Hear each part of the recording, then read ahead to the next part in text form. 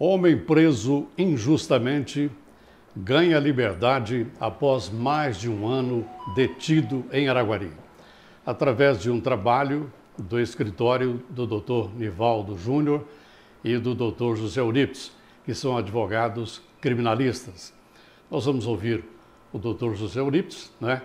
E ele vai contar para nós sobre mais uma ação exitosa do escritor, né, doutor? Um prazer em conversar com o senhor e gostaria que o senhor explicasse para os nossos telespectadores, né, como é que vocês conseguiram a liberdade dessa pessoa que estava presa indevidamente. Perfeito. Obrigado pelas palavras. É uma honra para nós também do escritório, Nivaldo Júnior Advogados, né, participar desse caso que foi um caso que chocou mesmo Araguari e região. E graças a Deus agora na última quarta-feira a gente conseguiu a absolvição do seu Glério José, né, que foi acusado injustamente do estupro de vulnerável. E é um caso que aconteceu em 2022, já tem 1 ano e 4 meses desse acontecido. O processo tramitou e ainda tramita sob segredo de justiça. Houve outros advogados acompanhando o seu Glério. A gente assumiu após a sentença condenatória, ele foi condenado a 13 anos e 6 meses de reclusão, regime fechado. Nós assumimos o caso depois que a família nos procurou, nós ficamos sensibilizados com o caso, né, devido à conjuntura atual dos fatos, e a gente, analisando os autos, eu e o Dr. Nivaldo, proferimos sustentação oral no tribunal e graças a Deus na quarta-feira a gente teve esse resultado positivo. Glério José Bretas está preso em Araguari há 1 ano. O homem foi detido depois de supostamente ter abusado da sobrinha de apenas 5 anos em uma fazenda. Era aniversário dele, momento de celebração. O homem andou de cavalo com a família e neste momento o estupro teria acontecido. História considerada pela esposa de Glério como mentirosa. Então, doutor José Eurípides, ele foi acusado por uma sobrinha dele. Isso. Agora, tem como explicar o porquê que essa sobrinha fez essa denúncia de estupro contra a filha dela? Tudo leva a crer nos autos que foi alguma rixa, alguma implicância, questão familiar mesmo. A gente não pode entrar muito em detalhe, até porque o processo é, como eu já havia dito, segredo de justiça. Sim. Mas nós, depois que a família nos procurou, a gente angariou provas, olhamos as falhas do processo e ficou bem claro, né, através de documentos, de vídeos e de prova testemunhal, que não houve nada dos fatos acerca do ato libidinoso que é o estupro de vulnerável, né? Segundo a família, a mulher foi proibida pelo marido de ir à fazenda. O sobrinho de Glério conta que o relacionamento dela com o companheiro é bastante conturbado e que isso pode ter sido motivo para que ela contasse essa história. Essa menina foi lá e passou o dia, ela até sobrinha do meu tio, passou lá o dia todo. Ela já saiu daqui brigada com o marido, porque ele não queria que ela fosse, e mesmo assim ela foi. E chegou lá, passaram o dia, divertir, brincar e tudo, só que na volta eles discutiram de novo.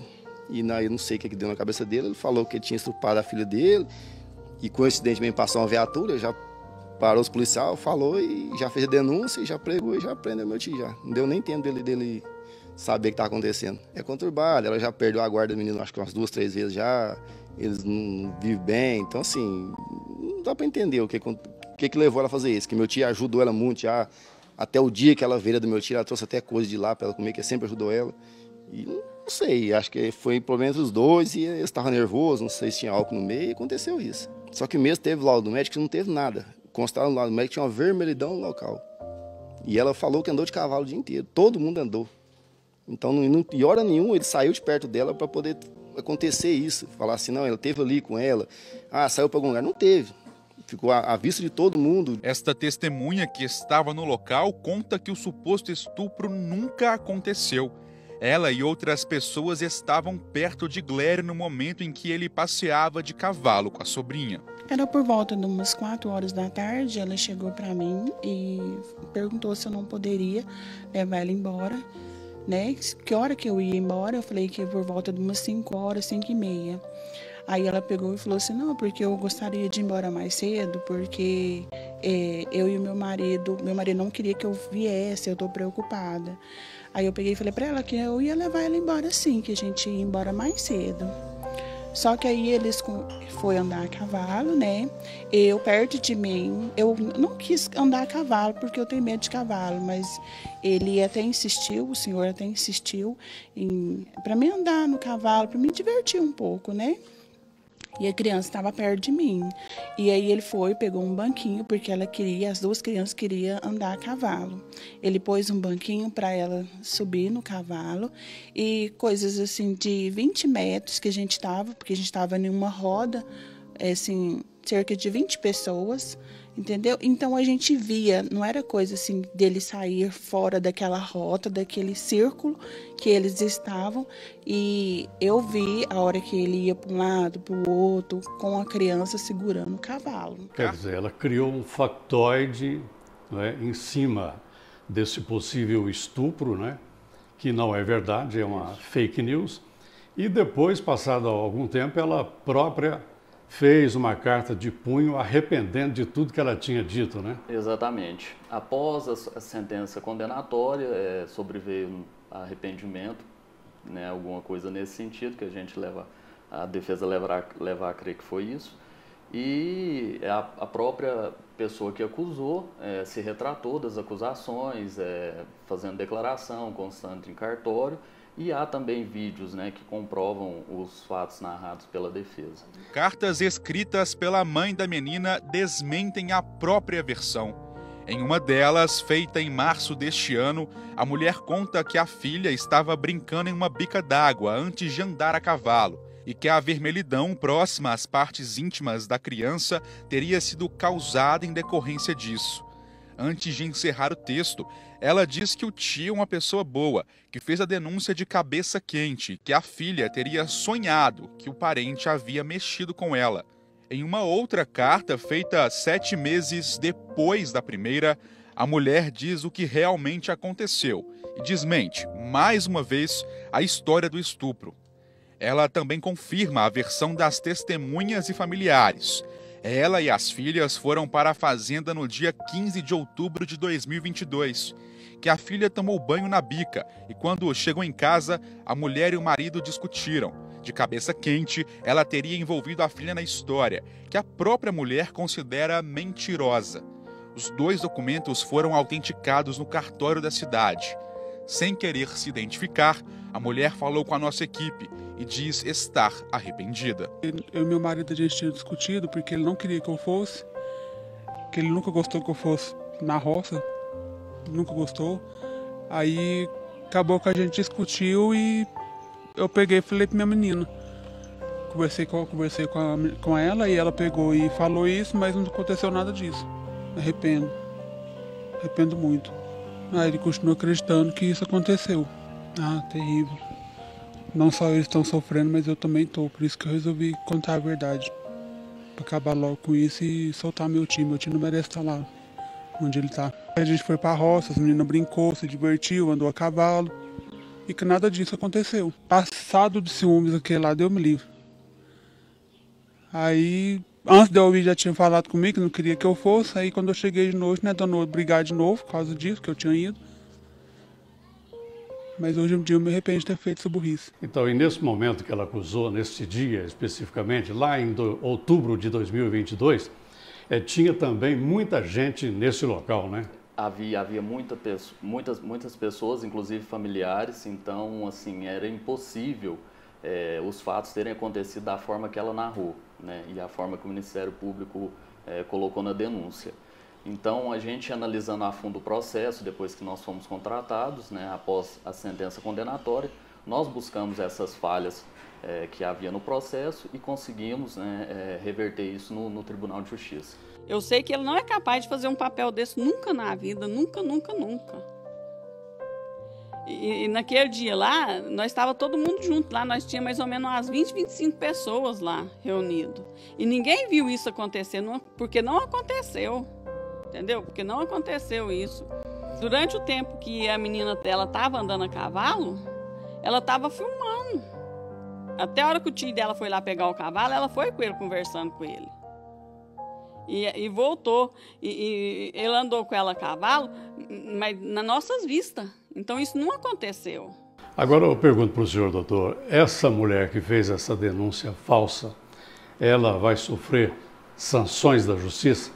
Ainda é cedo para a gente falar em sanções, até porque o seu Glêrio ainda está muito abalado, né? Foi um caso que chocou, ficou preso injustamente mais de um ano.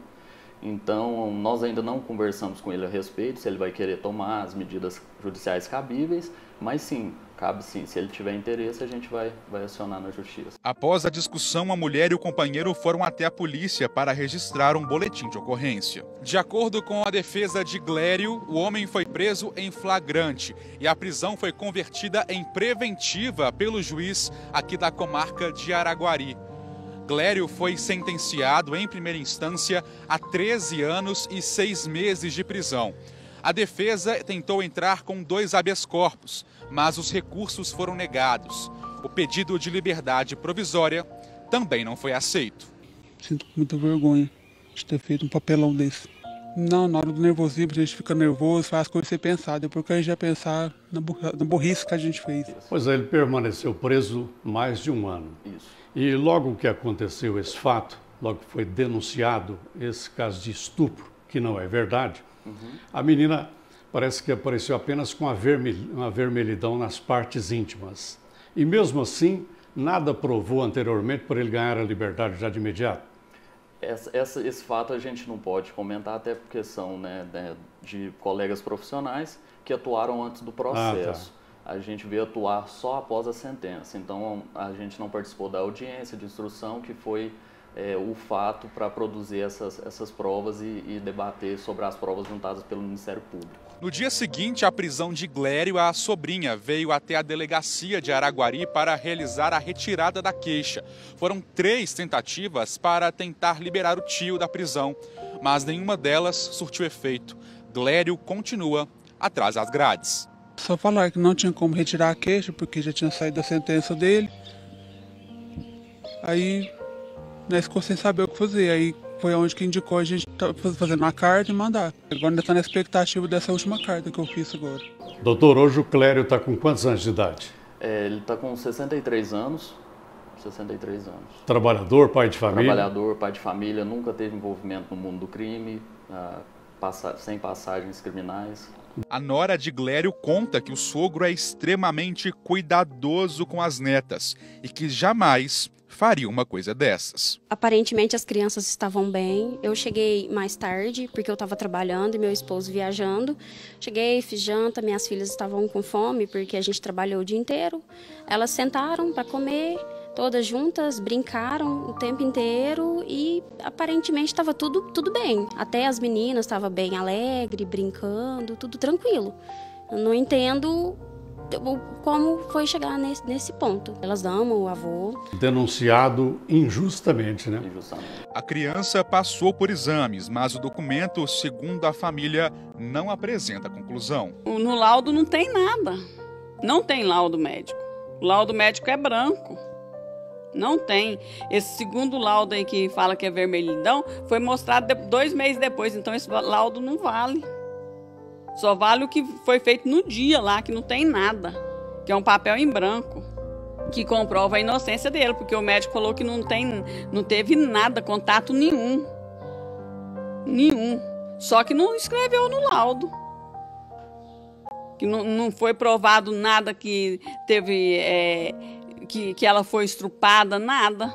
Só que ela fala que ele passou a mão, mas ele nunca nem passou a mão nela. Agora, vale a gente ressaltar aqui o trabalho que vocês fizeram, porque foi um trabalho um tanto quanto exaustivo. Vocês tiveram que sair de Araguari, ir a Belo Horizonte, conversar com o desembargador, com juízes, né? Explica para nós os passos que vocês tiveram que tomar para conseguir a liberdade do Glêrio. Exatamente. Após a família nos procurarmos, depois da sentença condenatória, nós analisamos o processo a fundo, um processo bem complexo, e fizemos o recurso de apelação, que é após a sentença.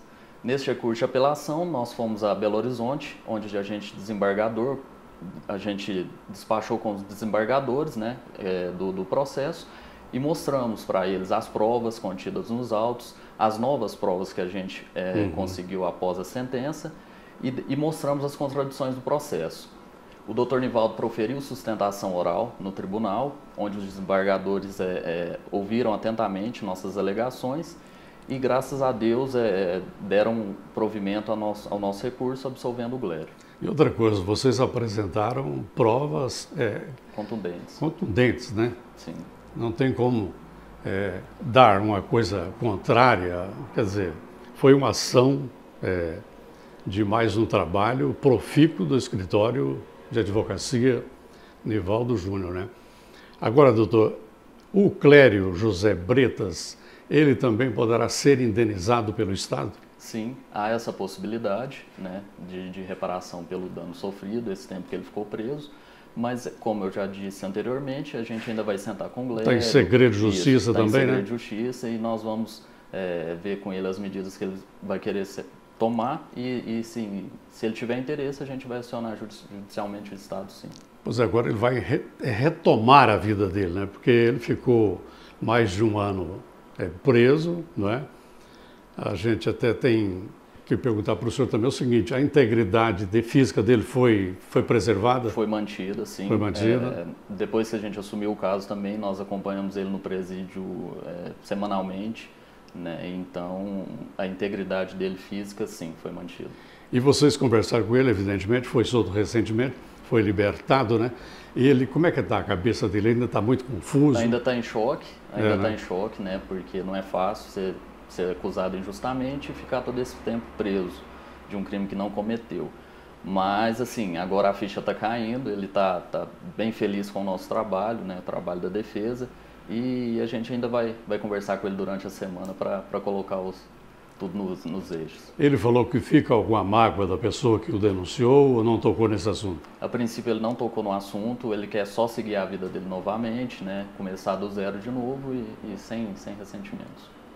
Ok, quer dizer, um desdobramento com vitória, né? Mais uma vez, desse trabalho eficiente do escritório de advocacia Nivaldo Júnior, juntamente com o doutor Zé Eurípides, né?